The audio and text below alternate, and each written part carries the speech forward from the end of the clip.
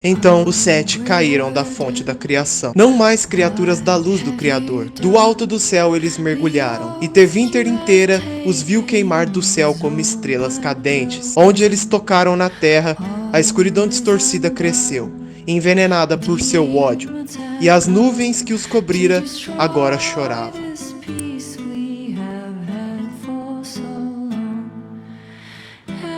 Em um passado muito distante do Império de Tevinter, haviam 7 magistrados dos mais poderosos membros do Magistério. Eles foram chamados de os 7 magistrados siderais. Essa comparação de um grupo de magos políticos com os cosmos do espaço já nos dá uma ideia do quanto eles eram respeitados no seu império por sua grande sabedoria e o seu domínio das artes mágicas de uma forma jamais vista antes, acumulando tantos inimigos que eles passaram a utilizar apelidos e títulos ao invés dos seus nomes verdadeiros. Assim, eles não corriam o risco de sofrer alguma perseguição. Eles foram os culpados pela criação dos Darkspawns e causaram a primeira podridão, abusando dos seus poderes mágicos para tentar reviver os deuses ancestrais como arquidemônios, as criaturas mais poderosas do universo de Dragon Age. A Chantria os condenam por terem desafiado todas as leis do Criador. Esses homens, eles pensavam que eles eram muito melhores do que realmente eram. Os magistrados siderais que conhecemos são apenas 7. Porém, em Dragon Age Inquisition, nós temos a constelação Draconis, representando um dragão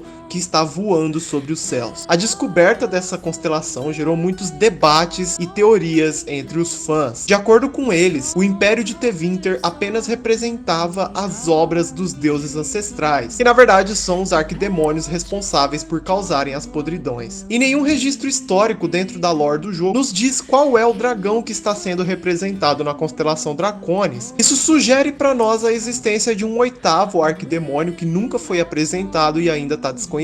Então, provavelmente, como todos os arquidemônios têm o seu próprio magistrado, pode ser que exista um 8º magistrado sideral que nós nunca soubemos de sua existência, nem mesmo nos documentos do próprio jogo, o que deixa tudo ainda mais misterioso. Cada magistrado era capaz de se comunicar telepaticamente com um deus ancestral específico, que era quem eles representavam. Portanto, eles atuavam como um arauto do arquidemônio que o escolheu. Independente da existência do 8º magistrado, que nós ainda não conhecemos, os 7 magistrados que nós já conhecemos são Cephius Alandares, mais conhecido como Corifeus, o Cântico. Ele era o mais sábio de todos os magistrados siderais. Ele atuava como um líder para o grupo e ele foi escolhido pelo deus Dumat, o mais poderoso de todos os deuses ancestrais e o primeiro arquidemônio que foi revivido, que causou a primeira podridão no mundo. Esse arquidemônio concedeu a Corifeus o conhecimento para ser poderoso e o transformou em um mago temível, que almejava ser um deus. O arquiteto, ele fazia parte dos magistrados siderais, mas ele perdeu todas as suas memórias de quando ele era um humano, embora curiosamente ele mantenha sua inteligência e não pareça ter uma boa conexão com seu arquidemônio. Ele representava o arquidemônio Urtemiel, que foi o responsável por começar a 5ª podridão. Mas tanto o dragão quanto o arquiteto foram mortos pelo herói de Ferelden durante os acontecimentos do Dragon Age Origins, o primeiro jogo da saga. O avaliador da escravidão era um dos magistrados siderais. Ele respondia diretamente ao deus ancestral Andoral. Ao que tudo indica, ele acabou sendo destruído junto com o seu deus ancestral na 4ª podridão, onde o dragão foi morto pelo herói guardião cinzento Garahel, que também era um elfo. O forjador do fogo era um dos magistrados siderais também, que se comunicava diretamente com o arquidemônio Thoth, responsável por causar a 3ª podridão. O louco do caos era o magistrado sideral que manifestava a voz do arquidemônio Zazikel, o vilão que liderou os exércitos de Darkspawns durante a 2ª podridão, uma guerra que durou 90 anos e só terminou com a morte do arquidemônio pelas mãos do guardião cinzento Corrin,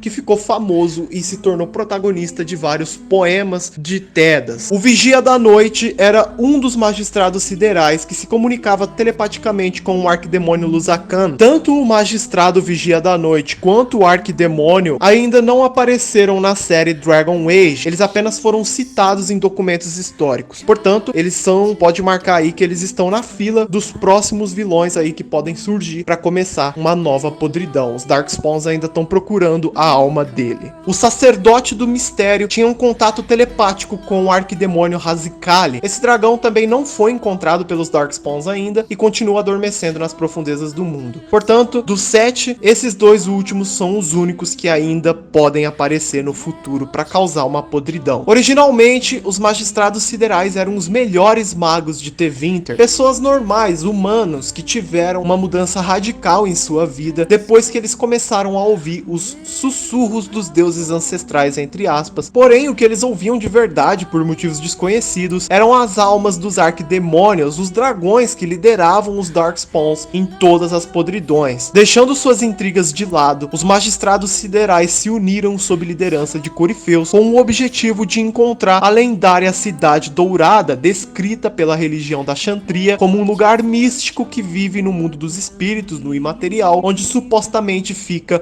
o trono do Criador, o Deus Supremo que criou tudo o que existe e tudo o que há. Os arquidemônios convenceram os magistrados de que eles seriam transformados em divindades caso eles implorassem ao Criador por isso. Obcecados pelo poder e pelo desejo de se tornarem deuses, eles estudaram o imaterial por anos como ninguém, ultrapassando todos os limites impostos pela religião, pela magia e pela ética. Usando uma quantidade inimaginável de lírio e de escravos sacrificados, eles conseguiram a proeza de invadir o mundo dos espíritos fisicamente e exploraram o local juntos. Lembrando que o imaterial é um mundo que não existe como matéria, ele é um mundo feito de sonhos. Então o simples fato de você entrar em um mundo que não existe é algo impressionante. Depois que os magistrados entraram no imaterial, não sabemos com exatidão o que aconteceu. Existem várias lendas sobre isso, mas nenhum registro histórico que confirma o que aconteceu de verdade. Alguns afirmam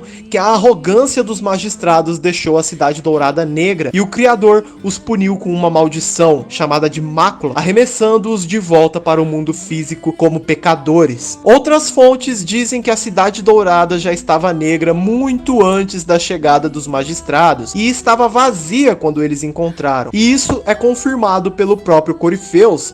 I found only chaos and corruption, dead whispers. For 1,000 years I was confused, no more. Beg that I succeed. For I have seen the throne of the gods, and it was empty. Independente do que realmente aconteceu lá dentro do imaterial, os magistrados siderais realmente retornaram ao mundo físico decepcionados e sem o poder que lhes foram prometidos. No entanto, eles foram infectados por uma condição desconhecida chamada de mácula. Com a mácula dentro do seu sangue, eles ganharam novos poderes mágicos parecidos com os dos arquidemônios, transformando todos eles em monstros deformados, e assim surgiram os primeiros Darkspawns, os 7 primeiros Darkspawns, que eram os magistrados infectados. Fica implícito que eles espalharam essa corrupção em outras criaturas, criando assim a raça corrompida das trevas dos Darkspawns, que serviram como os exércitos dos arquidemônios durante todas as podridões. A transformação dos magistrados em Darkspawns foi o que despertou o primeiro dos arquidemônios, Dumat, e desencadeou a primeira podridão. De acordo com as histórias da Xantria, a mácula dos magistrados que estava infectando o sangue deles com maldade foi uma punição do próprio Criador, por eles terem ousado com sua ganância entrarem no mundo imaterial. E por isso, quando eles voltaram para o mundo físico, eles caíram dos céus como bolas flamejantes, como meteoros, atingindo as profundezas do mundo e chegando no subterrâneo. E todas as regiões onde eles caíram foram consumidas, onde as terras ficaram inférteis e as pessoas também foram infectadas com a mácula, se transformando nos Darkspawns, naqueles monstros tipo os Hurlocks e os Ganlocks. Então, diz a lenda que um arconte, um mago do Império, o governante real de Tevinter, o mais poderoso de todos os magos, convocou os espíritos bondosos para lhe darem o poder necessário para derrotar os magistrados corrompidos, e depois ele conseguiu aprisionar todos os magistrados em selamentos mágicos. Isso até que faz um pouco de sentido, se você for parar para pensar que o arquiteto diz que estava preso antes de se libertar para começar com seus experimentos, e o próprio Corifeus, a gente vê que ele tá selado realmente no Dragon Age 2, e quem libertou ele foi o Hawk. Isso me leva a acreditar que os outros magistrados provavelmente ainda estão presos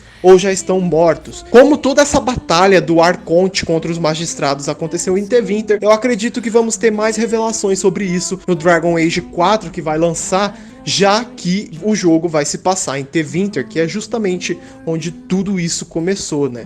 É o primeiro grande governo da humanidade. Enfim, de todos os 7 magistrados siderais, nós só tivemos a aparição de 2 deles até agora, foi o Corifeus e o Arquiteto, o que deixa muito espaço para o universo continuar explorando a história deles e dos outros que ainda estão vivos. O que vocês acham desses vilões enigmáticos? Quer que eles continuem sendo desenvolvidos na saga, ou vocês acham que eles não são tão interessantes assim e que os arquidemônios são mais legais? Deixa aí nos comentários, eu quero muito saber. Obrigado por ter assistido o vídeo até aqui e tchau!